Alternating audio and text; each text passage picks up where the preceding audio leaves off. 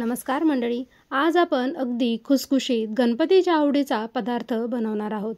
त्यासाठी इथे मी ओल्या खोबऱ्याचे छोटे छोटे काप करून घेतले आहेत। आता आपण हे मिक्सरमध्ये बारीक करून घेऊया। हवं तर तुम्ही खोबऱ्याच्या पाठीमागचा काळा भाग काढू शकता, पण इथे मी काढलेला नाहीये। मिक्सरमध्ये हे छान मी बारीक करून घेतलेलं आहे। ताटामध्ये काढून घेऊया।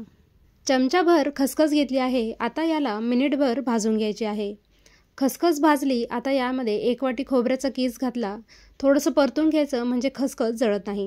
अजून अर्धी वाटी घेतला, तो सुद्धा आता 2 ते 3 मिनिट छान भाजून घेऊया।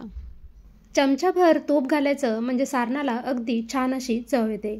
एकत्र करून घेऊया। आता यामध्ये 1 वाटी गूळ घालायचा आहे। गूळ किसून घ्यायचा म्हणजे व्यवस्थित एकत्र होतो।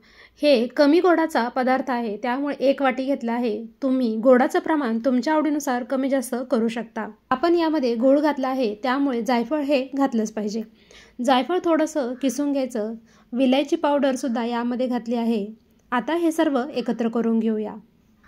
इथे आपलं सारण तयार झालं आहे। आता थंड होण्यासाठी बाजूला ठेवून देऊया।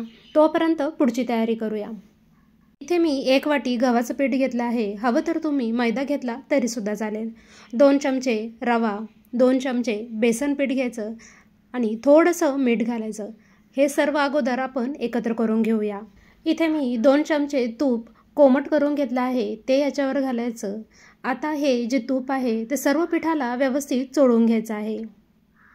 तूप छान पिठाला चोळून घेतला आहे। हातामध्ये जर घेतलं तर असा मुटका तयार होतोय, म्हणजे तूप अगदी व्यवस्थित लागलेलं आहे। आता यामध्ये थोडं थोडं पाणी घालायचं आहे आणि सैलसर पीठ असं मळून घ्यायचं आहे। पीठ आपलं इथे छान मळून झालं आहे। आता तुपाचं जे भांडं आहे त्याला सुद्धा पीठ लावून व्यवस्थित एकदा मळून घेऊया। पीठ आपलं छान मळून झालं आहे। आता याच्यावर झाकण ठेवायचं आणि 10 मिनिटासाठी हे पीठ भिजून द्यायचं आहे। 10 मिनिटानंतर इथे आपलं पीठ छान भिजलेलं आहे। पुन्हा एकदा हे मळून घ्यायचं आहे।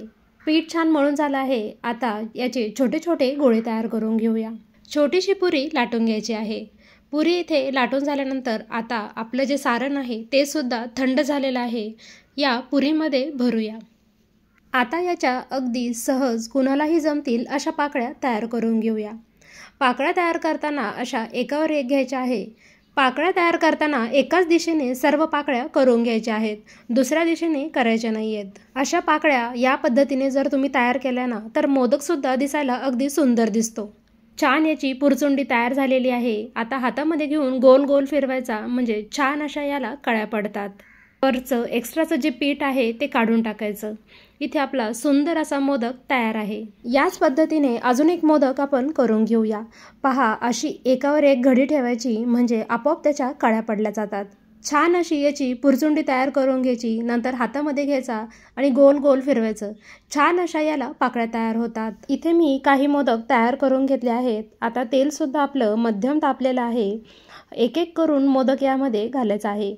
तेल खूप जास्त गरम नको किंवा थंड सुद्धा नको, मध्यम गरम हवा आहे। मोदक तेलात सोडल्यानंतर लगेच याला हात लावायचा नाही। साधारण 1 मिनिटानंतर आता चमच्याने असं मोदकावर तेल सोडायचं म्हणजे मोदक तुटत नाही। हळूहळू त्याची जागा हलवायची म्हणजे खालच्या बाजूने सुद्धा अगदी मोदक छान तळला जातो आणि खाली चिटकत सुद्धा नाही। मोदक वरच्या बाजूने तळून झाल्यानंतर मोदक खालीवर करायचे म्हणजे सगळ्या बाजूने व्यवस्थित तळले जातात। आता इथे आपले मोदक दोन्ही बाजूने छान तळलेले आहे। आता यांना काढून घेऊया। इथे आपले अगदी मस्त सहज कोणालाही जमतील खुसखुशीत असे 8 ते 10 दिवस टिकणारे तळणीचे मोदक तयार आहेत। तुम्ही पहिल्यांदा जरी बनवत असाल ना, तर पहिल्याच प्रयत्नात अगदी परफेक्ट असे तुमचे तळणीचे मोदक तयार होतील याची गॅरंटी मी देते। अगदी झटपट, खुसखुशीत आणि तितकेच भारी लागणारे हे मोदक तुम्ही नक्की करून पहा आणि कसे झाले हे मला कळवा। तसेच रेसिपी आवडली असेल तर लाईक, शेअर, सबस्क्राईब नक्की करा।